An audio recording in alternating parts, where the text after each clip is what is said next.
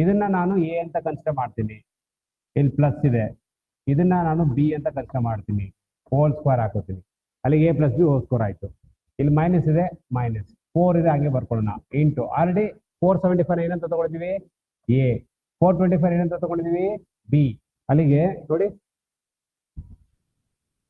A plus B whole square minus A minus B whole square 4ab ಅಂತ ಒಂದು formula ಬರ್ಸಿದೆ ನಾನು. Club ಮಾಡ್ಕೊಡ್ತಾರೆ ನಿಮಗೆ, A plus B whole square A minus B whole square ಅಂತ ಹೇಳಿದೆ. ಇಲ್ಲಿ ಏನ್ ಮಾಡಿದ್ದಾರೆ ಅದನ್ನ ಕ್ವಶನ್ ನ ರಿವರ್ಸಲ್ ಕೊಟ್ಟಿದ್ದಾರೆ. A plus B whole square 4ab ನ ಈ ಕಡೆ ಕೊಟ್ಬಿಟ್ಟು ಇದನ್ನ ಆ ಕಡೆ ತಗೊಂಡಿದ್ದಾರೆ ಅಂತ ಅರ್ಥ.